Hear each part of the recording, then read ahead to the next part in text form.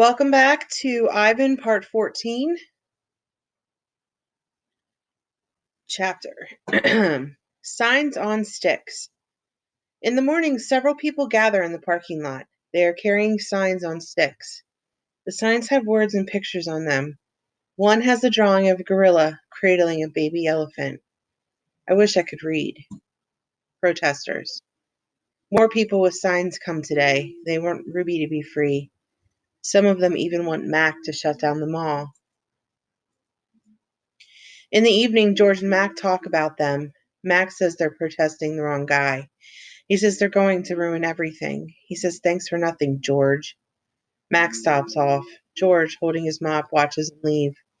He rubs his eyes. He looks worried. "Dad?" Julia says, looking up from her homework. "You know what my favorite sign was?" Which one?" "The one that said, 'Elephants are people too.'" George gives a tired smile. He goes back to work. His mop moves across the empty food court like a giant brush, painting a picture no one will ever see. Check marks. A tall man with a clipboard and pencil comes to visit. He says he's here to inspect the property. He doesn't say much more, but he makes many check marks on his paper. He looks at my floor. Check. He examines Ruby's hay. Check. He eyes our water bowls. Check. Mac watches him, scowling. Bob is outside, hiding near the dumpster. He does not want to be a check mark. Free Ruby. Every day there are more protesters and cameras with bright lights. Sometimes the people carrying signs shout, "Free Ruby! Free Ruby!" "Ivan?" Ruby asks. "Why are these people yelling my name? Are they mad at me?" "They're mad," I say, "but not at you." A week later, the inspecting man comes back with a friend, a woman with smart dark eyes like my mother's. She has a white coat on, and she smells like lobia blossoms. Her hair is thick and brown, the color of rotten branch teeming with luscious ants. She watches me for a long time, and then she watches Ruby. She talks to the man. They both talk to Mac. The man gives Mac a sheet of paper. Mac covers his face. He goes to his office and slams the door. New box. Something strange is happening. The white-coated woman is back with her other humans. They place a large box in the center of the ring. It's ruby-sized. And suddenly I know why the woman is here. She's here to take Ruby away. Training. The woman leads Ruby to the box. She places an apple inside. "Good girl, Ruby," she says kindly. "Don't be afraid." Ruby inspects the box with her trunk. The woman makes a clicking sound with the little piece of metal she is holding in her hand. She gives Ruby a piece of carrot. Each time Ruby touches the box, she gets a click and a treat. "Why is she making that clicking noise?" I ask Bob. "They do that to dogs all the time," Bob says. I can tell he doesn't approve. It's called clicker training. They want Ruby to associate the noise with the treat. When she does something they want, they make that noise. "Great job, Ruby," the woman says. "You're a quick study." After many clicks and carrots, she takes Ruby back to her cage. "Why is that lady giving me carrots when I touch the box?" Ruby asks me. "I think she wants to go inside," I explain. "But there's nothing inside," Ruby says, "except an apple." "Inside that box," I say, "is the way out." I don't get it. "See the picture of the red giraffe on the box? I think the lady is from the zoo, Ruby. I think she's getting ready to take you there." I wait for Ruby to trumpet with joy, but instead she just stares at the box in silence. "I'm not sure you understand. That box might be taking you to a place where there are other elephants," I say. "A place with more room and humans who care about you." But even as I say these words, I remember with a shudder the last box I was in. "I don't want a zoo," Ruby says. "I want you and Bob and Julia. This is my home." "No, Ruby," I say. "This is your prison." Poking and prodding. The lady comes again. She brings an animal doctor with an awful smell and a dangerous-looking bag. He spends an hour with Ruby, poking and prodding. He looks at her eyes, her feet, her trunk. When he's done with Ruby, he enters my cage. I wish I could hide under Not Tag like Bob.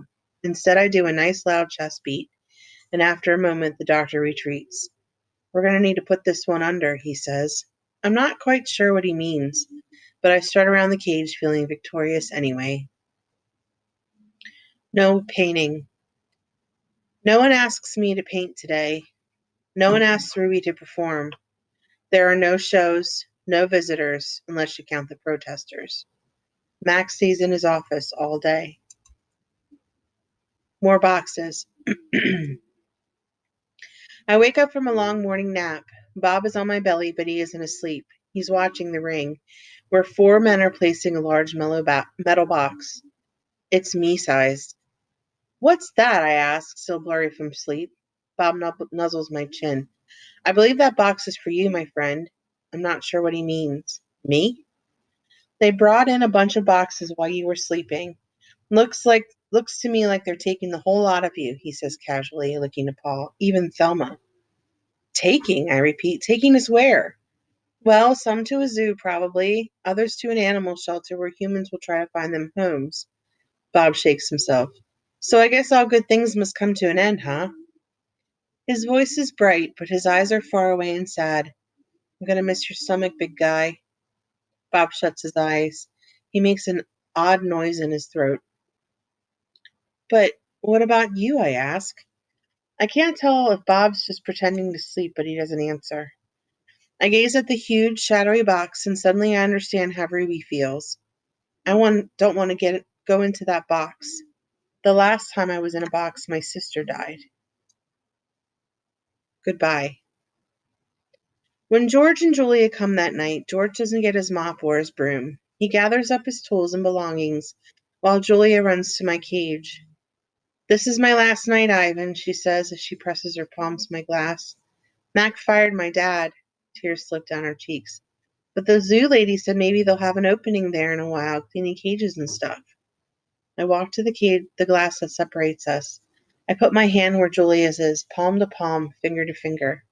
My hand is bigger, but they're not so very different. I'm gonna miss you, Julia says. And Ruby and Bob. But this is a good thing, really it is. You deserve a different life. I stare into her eyes and wish I had words for her. Snuffling, she goes to Ruby's cage. Have a good life, Ruby, she says. Ruby makes a little rumbling sound. She puts her trunk between the bars and touches Julia's shoulder. Where's Bob, anyway? Julia asks. She looks around. Under tables in my cage by the trash can. Dad, she calls, have you seen Bob? Bob? Nope. Julia's brow wrinkles. What's going to happen to him, Dad? What if Max shuts down the whole mall? He says he's going to try to keep it open without the animals, George says. He stuffs his hands in his pockets. I'm worried about Bob, too, but he's a survivor. You know what, Dad? Julia gets a gleam in her eye. Bob could live with us. Mom loves dogs. He could keep her company. And, Jules, I'm not even sure I have a job yet. I may not even be able to feed you, let alone some mutt. My dog walking money. Sorry, Jules. Julia nods. I understand. She starts to leave and then runs back to my cage. I almost forgot. This is for you, Ivan. She slips a piece of paper into my cage. It's a drawing of Ruby and me. We're eating yogurt raisins. Ruby's playing with another baby elephant, and I'm holding hands with a lovely gorilla. She has red lips and a flower in her hair. I look, as I always do, in Julia's pictures like an elegant fellow. But something is different about this drawing. In this picture, I'm smiling. And that ends part 14 of The One and Only Ivan.